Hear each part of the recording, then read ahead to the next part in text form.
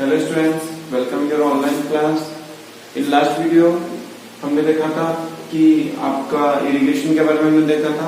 Irrigation हम समझ चुके थे। हम बात कर रहे थे यहाँ पे basic practices of crop production, means जो फसल उत्पादन की जो बेसिक प्रैक्टिसेस होते हैं उसमें हमने स्टार्टिंग से देखे तो आपकी बात की थी। हमने सबसे पहले सीड आपके सॉइल प्रिपरेशन की बात की थी, उसके बाद सीड सिलेक्शन की बात की थी, फिर सोइंग की बात की थी कि किस प्रकार सीड को बोते हैं, फिर हमने बात की थी कि किस प्रकार हम उनमें मैन्योर्स एंड एडिंग फर्टिलाइजर्स की बात की थी, फिर हमने बात की थी यहाँ पे इरिगेशन की। अब हम बात कर रहे हैं यहाँ पर क्रॉप प्रोटेक्शन। नेक्स्ट पॉइंट आता है आपका यहाँ पर क्रॉप प्रोटेक्शन एंड उसके बाद हम देखेंगे यहाँ पर हार्वेस्टिंग। क्रॉप प्रोटेक्शन में फसलों को सुरक्षा देना, किस प्रकार हम फसलों को बचा सकते हैं। आपने अब पानी भी पिला दिया है, फसल को आप सिंचाई इरिगेशन कर चुके हैं, अब वो बड़ी होती है और जैसे जैसे बड़ी होती जाती है हमें उन्हें बचाना होता है। किससे? आपके जो घास होती है जो फसलों के साथ ही उग आती है, जिसको हम बोलते हैं खरपतवार, बीड्स जिसको कहा जाता है, उन बीड्स से हमको उन फसलों को बचाना होता है। साथ में कुछ इंसेक्ट्स होते हैं, पेस्ट होते हैं, जिनसे इंसेक्ट और पेस्ट मीन्स होता है कीड़े मकोड़े, उनसे भी आपको उन फसलों को अपनी सुरक्षा देना होती है। आप इंसेक्ट और पेस्ट से किस प्रकार फसलों को बचा सकते हैं? इंसेक्ट और पेस्ट या कीड़े मकोड़ों से आपको फसलों को बचाने के लिए क्या करना होता है? कुछ रासायनिक उर्वरक हम उन पर यूज करते हैं। उन्हीं रासायनिक उर्वरकों को क्या कहा जाता है? इंसेक्टिसाइड्स या फिर पेस्टिसाइड्स कहा जाता है। इंसेक्टिसाइड्स और पेस्टिसाइड्स। आप उन रासायनिक उर्वरकों का उपयोग करके उन पर छिड़काव करके फसलों पर छिड़काव करके आप अपनी फसलों को सुरक्षित रख सकते हैं या उनको हम बचा सकते हैं। तो इस प्रकार हमने देखा है यहाँ पर इंसेक्ट की बात करें तो इंसेक्ट में हमने देखा कि इंसेक्टिसाइड के माध्यम से मीन्स जो आपके कीटनाशी जो होते हैं एक तरह से। इंसेक्टिसाइड मीन्स क्या हो गया? आपके जो केमिकल जो आप यूज कर रहे हैं, छिड़काव कर रहे हैं, जो केमिकल्स का आप छिड़काव कर रहे हैं उनको हम क्या बोलते हैं? इंसेक्टिसाइड्स। साथ में हम देख रहे हैं यहाँ पे वीड्स लिखा हुआ है। वीड्स क्या होते हैं? जो आपकी फसल होती है उन जो क्रॉप्स है उसके साथ में अनवांटेड बहुत सारे प्लांट्स उगाते हैं। अनवांटेड मीन जो अवांछनीय होती है, जो ग्रोथ नहीं होना चाहिए, घास जिसकी हम बात करते हैं, बहुत सारी घास हम उगाती है जिसके हम फिर क्या करते हैं? उनकी निराई भी करते हैं, है ना। फिर उनको हम बहुत से बार केमिकल का छिड़काव भी करते हैं जिसको हम बोलते हैं वीडिसाइड्स। क्या कहा जाता है उन केमिकल्स को? जिससे कि वीड को रिमूव किया जाता है। जो अनवांटेड प्लांट्स होते हैं जो हमारी फसलों के साथ उग आते हैं, उन अनवांटेड प्लांट्स को रिमूव करने के लिए आप वीडिसाइड्स का उपयोग करते हैं। वीडिसाइड्स मीन्स क्या होता है? आपका खरपतवार नाशी, जो कि खरपतवार नाशी होते हैं, जो आपकी घास उगाई उस घास को क्या करते हैं? नष्ट कर देते हैं, उसको खत्म कर देते हैं। तो इस प्रकार जो आप क्रॉप प्रोटेक्शन करते हैं, फसलों को बचाते हैं। फिर हम बात कर रहे हैं यहाँ पे वीडिंग। वीडिंग क्या होता है? हमने देखा वीड मीन्स क्या होता है? आपके खरपतवारनाशी या जो एक्स्ट्रा प्लांट जो आपके फसल के साथ में उग आते हैं उसे हम बोलते हैं वीड्स, है ना। अब हम यहाँ देखते हैं कि वीडिंग क्या होता है। The process of removing weeds is called weeding. मतलब ऐसी प्रक्रिया जिसमें आप क्या करते हैं? वीड्स जो खरपतवार है, जो आपके एक्स्ट्रा प्लांट्स जो उग आए अपनी फसल के साथ में, उनको रिमूव करना, उनको रिमूव करने की जो प्रक्रिया होती है उसी को हम क्या बोलते हैं? वीडिंग कहते हैं। उसी को हम क्या बोलते हैं? वीडिंग कहते हैं। वीडिंग का हिंदी मीनिंग होता है निराई करना। क्या कहलाता है? निराई करना।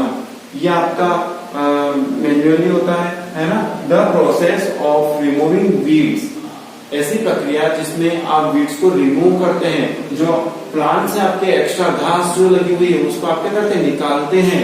उस प्रोसेस को हम क्या बोलते हैं? वीडिंग कहते हैं। निराई करना उसको हम कहते हैं। अच्छा, और भी क्या नुकसान होते हैं? जो वीड्स जो एक्स्ट्रा घास फूस जो आपके फसलों के साथ में लगाती है तो उससे क्या होगा? जो न्यूट्रिएंट्स सॉइल में प्रेजेंट है, ऐसे में सोइल से वो न्यूट्रिएंट्स कौन एब्जॉर्ब करेगा? फसल भी एब्जॉर्ब करेगी, हमारी जो क्रॉप्स है वो एब्जॉर्ब करेगी। लेकिन उसके साथ साथ में जो अनवांटेड प्लांट्स आपकी फसल के बीच बीच में लगे हैं ये भी न्यूट्रिएंट्स को लेंगे। तो जब ये भी अपने न्यूट्रिएंट्स को लेंगे तो क्या होगा? मिट्टी में आपके न्यूट्रिएंट्स की कमी होगी और पूरी तरह से जो न्यूट्रिएंट्स आपके प्लांट्स को, आपकी जो क्रॉप्स है उनको मिलना चाहिए था तो वो उसको नहीं मिल पाते हैं। इसीलिए आपको प्रॉपर न्यूट्रिएंट्स उन प्लांट्स को मिलता रहे, मींस उनमें कोई किसी प्रकार की प्रतिस्पर्धा नहीं हो, किसी प्रकार का मींस प्रतिस्पर्धा पैदा नहीं हो, कंपटीशन जिसको हम बोलते हैं वो पैदा नहीं होता है वहां पर। मींस सनलाइट भी प्रॉपर मिलेगी उनको, जो आप कुछ भी दवाई वगैरह जो न्यूट्रिएंट्स आप प्रोवाइड कर रहे हो तो सिर्फ हमारी क्रॉप्स को ही मिलना चाहिए।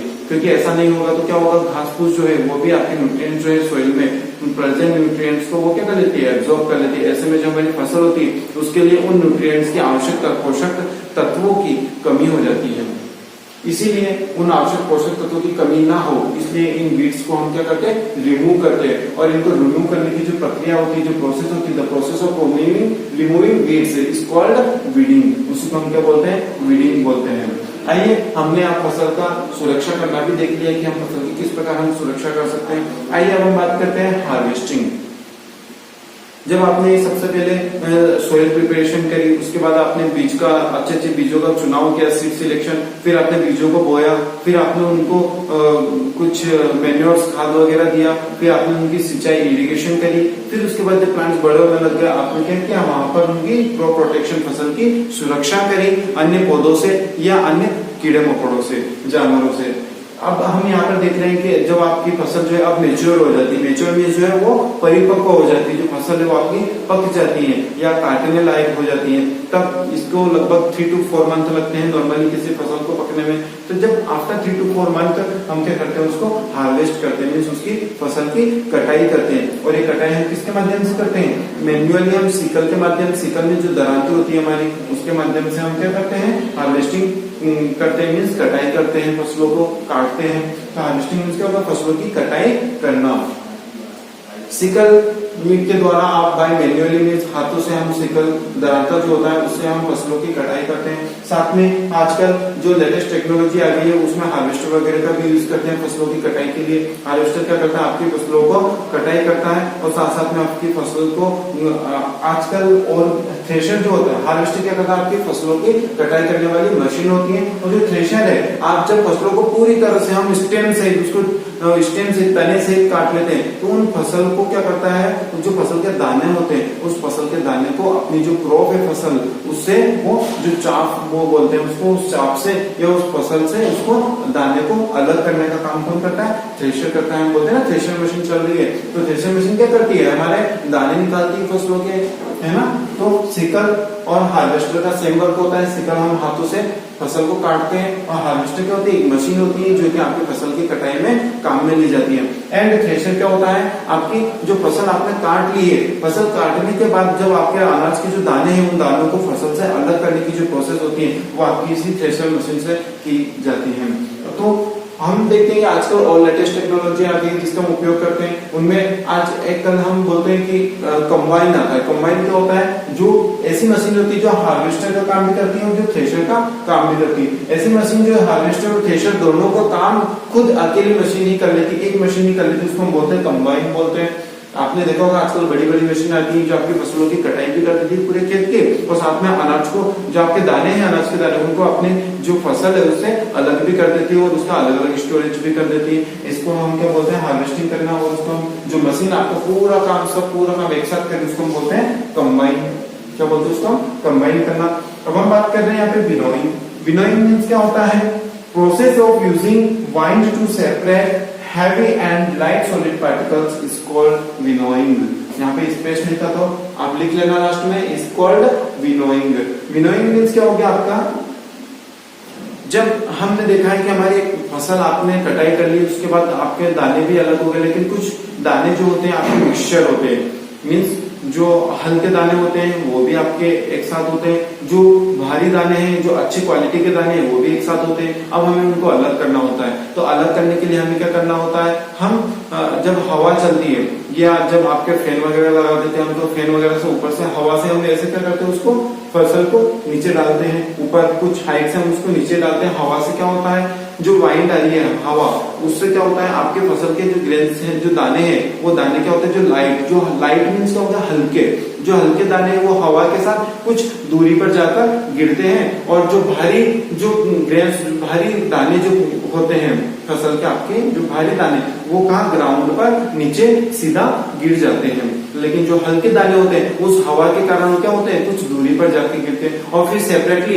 दोनों को हम सेपरेटली तरीके से अलग अलग उनका क्या कर लेते हैं, स्टोरेज कर लेते हैं, उनको हम अलग से उनको रख लेते हैं, अलग अलग उनको स्टोरेज कर लेते हैं हम उसका। तो हम यहाँ पर देख रहे हैं विनोइंग क्या होगी, this process of using wind किसको, इस प्रोसेस में किसका, हवा का उपयोग किया जाता है टू सेपरेट, अलग करने के लिए heavy and light solid particles, जो आपके अनाज के दाने हैं जो हल्के और भारी हैं, उन दोनों को सेपरेट करने के लिए, उन दोनों को अलग अलग करने के लिए, दो प्रकार के जो दाने हैं उनको दोनों को अलग अलग करने के लिए आपकी जो प्रोसेस का उपयोग किया जाता है हवा का, उस प्रोसेस को हम बोलते हैं विनोइंग। क्या कहा जाता है उस प्रोसेस को, विनोइंग कहा जाता है।